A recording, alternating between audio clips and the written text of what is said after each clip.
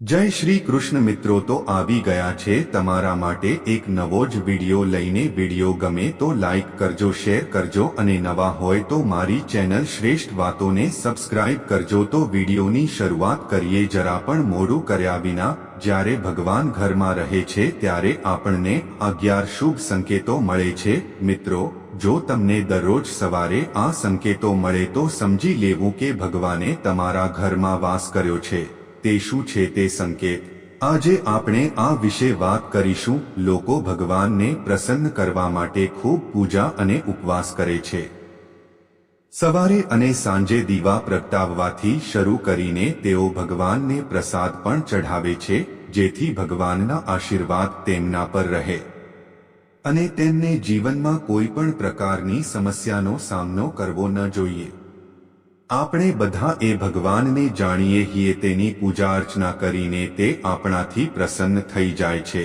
પણ શું તમે જાણો છો ચાલો જાણીએ કે શું તે અમને આ વિશે કોઈ સંકેત પણ આપે છે આ સંકેતો જે તમને વિશે કહે છે કે ભગવાનની વિશેષ કૃપા તમારા પર છે મિત્રો જ્યારે તમે આપણે પૂજા કરીએ તો ભગવાન હું તમારા ઘરમાં રહું છું તે થાય છે તે પ્રત્યક્ષ કે પરોક્ષ રીતે હોય જ્યારે તેઓ ઘરમાં રહે છે ત્યારે તમે તેને અનુભવો છો અને કેટલીકવાર તમે તેમને જોઈ પણ શકો છો હશે ઘણી વખત આવું બને છે તે ભગવાન તમારા ઘરમાં રહે છે પણ તે તમારી કેટલીક ભૂલોને કારણે તમારા કેટલાક કાર્યોને કારણે પાછા ફરે છે કારણ કે તે સમયે લોકો ઘણીવાર આ ભૂલ કરે છે તેઓ ક્યારેક પૂજા કરે છે અને પછી છોડી દે છે પછી થોડા દિવસો પછી તેઓ પૂજા કરે છે અને છોડી દે છે તો આ બધું બરાબર નથી આના કારણે ભગવાન જતા રહે છે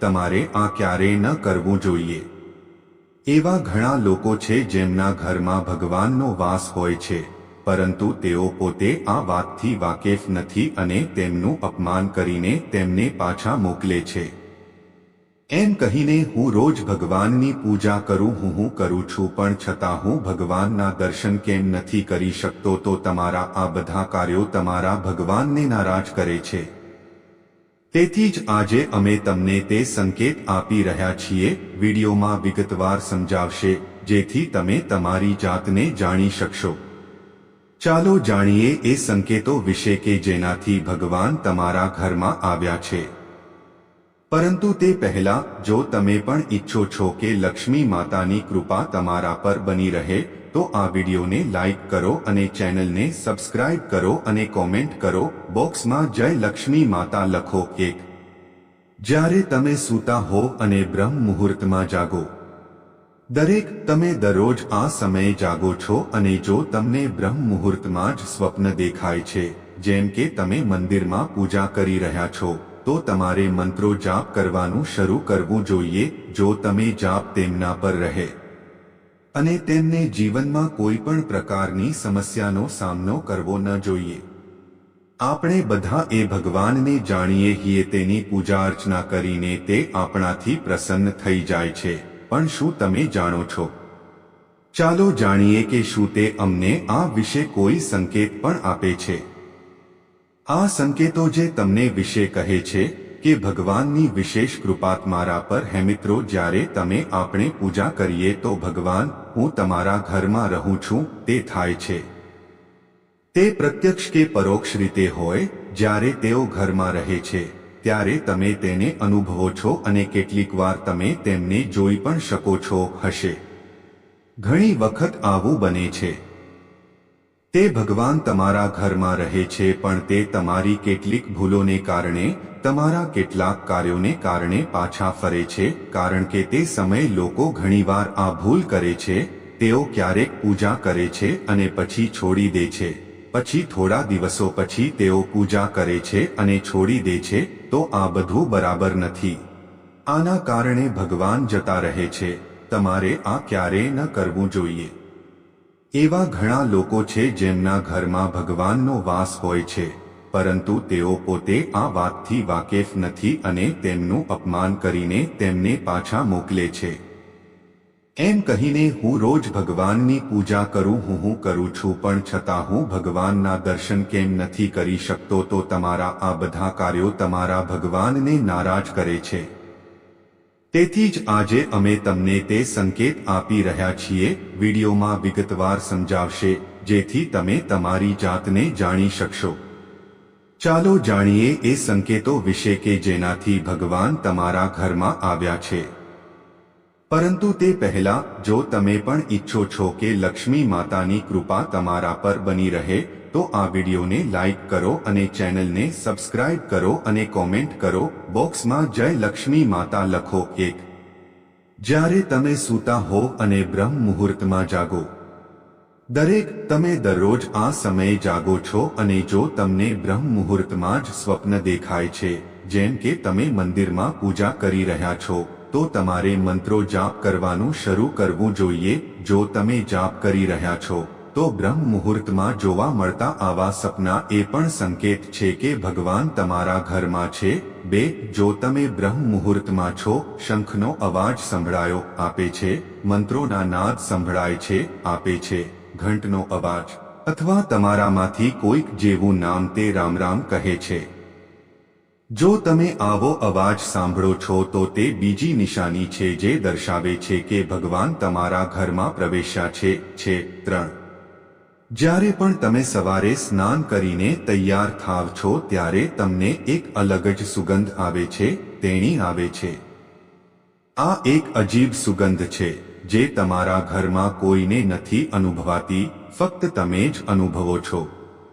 આ કોઈ પરફ્યુમની સુગંધ નથી કે તે અન્ય કોઈ અગરબત્તી કે અન્ય કોઈ વસ્તુની નથી. તમે ફક્ત આ વિચિત્ર ગંધ લો છો. આ સુગંધ તમારા મંદિરના ઘરમાંથી આવે છે. હવે તે ઘરમાં જ્યાં પણ હોય, તમે આ ગંધને સૂંઘો છો અને તમે તમારા ઘરના મંદિરની જેટલી નજીક જાઓ છો, તેટલી જ દુર્ગંધ વધે છે.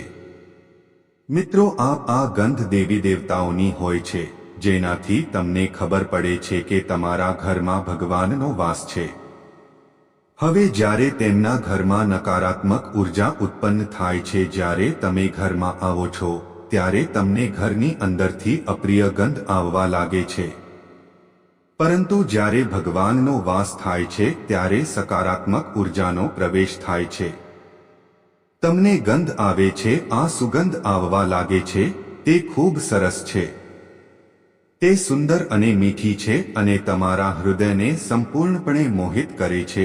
4. જ્યારે પણ તમે પૂજા કરવા જાઓ, તે જ સમયે જો કોઈ જીવ એટલે કે કૂતરો, બિલાડી, ગાય કે અન્ય કોઈ વ્યક્તિ હોય, તો સાધુ તમારા દ્વારે આવે છે, પણ તે આવે છે અને તમારી સાથે અઠવાડિયામાં સતત 3 થી 4 વાર એવું થઈ રહ્યું છે કે તે તમારી પૂજાના સમયે આવે છે, તો તેનો અર્થ એ થયો કે ભગવાન તમારા દરવાજે ખટખટાવે છે. તે આવી રહ્યો છે કારણ કે ગાય પણ માતાનું સ્વરૂપ છે. કૂતરો પણ ભૈરવ બાબાનું પ્રતીક છે. એવું માનવામાં આવે છે કે જો કોઈ વિનંતી કરનાર આવે છે, તો તે પણ ભગવાનના કોઈ રૂપમાં આવી રહ્યો છે, તો આપણે તેને ક્યારેય દૂર ન કરવો જોઈએ. તેના બદલે તેમને સંતોષવા જ જોઈએ, એટલે કે તેમને ખવડાવવું જોઈએ, માન આપવું જોઈએ. પૈસા અથવા બીજું કંઈક દાન કરો, તે એક અલગ વાત છે, પરંતુ સૌથી મોટી દાનને અન્ન અને જળનું દાન માનવામાં આવે છે. 5.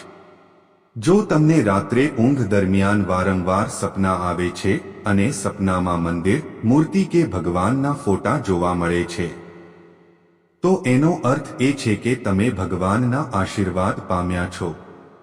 ઘણી વખત એવું બને છે કે તમે કંઈક લેવા માટે આગળ વધો છો, પરંતુ તે લેતી વખતે તમારા મનમાં તેના વિશે શંકા પેદા થાય છે. બધું સારું થયા પછી પણ કંઈક એવું બને છે કે આપણે એ નિર્ણય લેવાનો છે, મન તેને લેવાનું બંધ કરે છે. તેના મતલબ કે એવું માનવામાં આવે છે તમારી સાથે કોઈ દૈવી શક્તિ તે આશીર્વાદ છે. 6. જેને ભગવાનનો આશીર્વાદ મળે છે, પછી ભલે તે અમીર હોય કે ગરીબ, તેમને દરેક જગ્યાએ સન્માન મળે છે. જો કોઈને ઓછું કામ કરીને પણ સફળતા મળે છે, જો તેઓ કંઈક હાંસલ કરે છે તો તે ભગવાનની કૃપાની નિશાની છે અને ભગવાન તેમને દરેક સમસ્યાથી બચાવે છે, જેનાથી ભગવાન પ્રસન્ન થાય છે। દરેક પરિસ્થિતિમાં ખુશ રહો। તેમના જીવનમાં ગમે તેટલા દુઃખ હોય, તેઓ હંમેશા ખુશ કેમ નથી રહી શકતા? જીવંત તેમને કોઈ પણ સમયે તે સમસ્યાઓથી ડરતો નથી। દરેક મુશ્કેલીને સરળતાથી પાર કરો। ચાલો તે કરીએ। 7 ઘુવડ જોવું શુભ છે। હિન્દુ ધર્મમાં ઘુવડનું ખૂબ મહત્વ છે। રેટિંગ આપવામાં આવ્યું છે। ઘુવડને દેવી લક્ષ્મીનું વાહન માનવામાં આવે છે, તેથી જો તમને ક્યાંક ઘુવડ દેખાય તો તે ખૂબ જ શુભ સંકેત માનવામાં આવે છે। જો તમને અચાનક ક્યાંક ઘુવડ દેખાય તો સમજી લેવું કે દેવી લક્ષ્મી જલ્દી જ તમારા ઘરે આવવાની છે। 8 ખાનપાનમાં ફેરફાર થવા લાગે છે। જ્યાં પણ દેવી લક્ષ્મી આવે છે, તે ઘરના લોકોની ખાવાની આદતો બદલાવા લાગે છે। એવું કહેવાય છે કે આવા ઘરોમાં લોકોને ભૂખ ઓછી લાગે છે। ખાસ વાત એ છે કે આવા લોકો માટે ઓછું ભોજન પણ પૂરતું લાગે છે। આ સિવાય આવા ઘરના લોકો ડ્રગ્સના વ્યસની હોય છે અને માંસાહારી ખોરાકથી પણ દૂર રહેવાનું શરૂ કરો। 9 ધનની દેવી માતા લક્ષ્મી સ્વચ્છતાને પસંદ કરે છે। જે ઘરોમાં સ્વચ્છતા હોય છે ત્યાં માતા લક્ષ્મીનો વાસ હોય છે। આ સિવાય સફાઈ માટે વપરાતી સાવરણી પણ દેવી લક્ષ્મીને ખૂબ પ્રિય છે। તે થાય છે। એવું કહેવાય છે કે સવારે ક્યાંક જતી વખતે જો તમે કોઈને ઘરની બહાર ઝાડુ મારતા જુઓ તો તે ખૂબ જ શુભ સંકેત છે। 10 શંખનો ધ્વનિ શુભ સંકેત આપે છે। હિન્દુ ધર્મમાં શંખને મહત્વપૂર્ણ સ્થાન આપવામાં આવ્યું છે। એટલું જ નહીં, શંખનો અવાજ પણ ખૂબ જ શુભ માનવામાં આવે છે। તે ગઈ તેથી કોઈ પણ શુભ પ્રસંગે પૂજા દરમિયાન શંખ વગાડવામાં આવે છે। જો તમે સવારે ઉઠ્યા પછી શંખનો અવાજ સાંભળો છો તો તે એક સારો સંકેત છે। એવું માનવામાં આવે છે કે સવારે ઉઠ્યા પછી શંખનો અવાજ સાંભળવો એ તમારા ઘરમાં દેવી લક્ષ્મીનું આગમન સૂચવે છે। 1 જો તમે સતત 3 દિવસ ઘરેથી નીકળતી વખતે નીલકંઠ પક્ષી જુઓ તો સમજો કે ભગવાને તમારું સાંભળ્યું છે, કોઈ મોટી ઈચ્છા પૂરી થવાની છે। નીલકંઠ પક્ષીનું દર્શન મહાદેવના આશીર્વાદની નિશાની છે। જો તમારા ઘરની સામે વારંવાર સફેદ ગાય જોવા મળે, આવવા લાગ્યા, અથવા જો કોઈ દિવસ તમારા ઘરની સામે સફેદ ગાય આવે અને તેના વાછરડાને દૂધ પીવડાવે તો તે તમારા પર દેવી દેવતાઓની કૃપાનો સ્પષ્ટ સંકેત છે। આ સૂચવે છે કે તમારી પ્રાર્થના અને પ્રાર્થના સફળ થઈ રહી છે અને તમારા જીવનની બધી સમસ્યાઓ દૂર થઈ રહી છે। ભગવાન તમારી બધી મુશ્કેલીઓ અને ખરાબ દિવસો ખતમ થવાના છે। 1-2 જો ઘરનો મુખ્ય પ્રવેશદ્વાર નજીકમાં પક્ષીઓનો માળો ધારણ કરો, તેથી આ એક ખૂબ જ સારો સંકેત છે। આ એ વાતનો પુરાવો છે કે તમારી પૂજા સફળ થઈ છે। પક્ષીઓ અને તેમના બાળકોને ભૂલથી પણ હેરાન ન કરો, પરંતુ તેમને ખોરાક અને પાણી આપો। પૂજા કરતી વખતે આટલા ભાવુક થઈ જાવ તો રાખો। જો તમારી આંખોમાંથી આંસુ નીકળવા લાગે તો એ સંકેત છે કે ભગવાન તમારા હૃદયને સ્પર્શી ગયા છે। વિડિયો પૂરો જોવા બદલ ખૂબ ખૂબ આભાર। વિડિયો ગમ્યો હોય તો લાઈક કરો, શેર કરો અને નવા હોય તો મારી ચેનલને સબસ્ક્રાઇબ કરી દેજો। આભાર।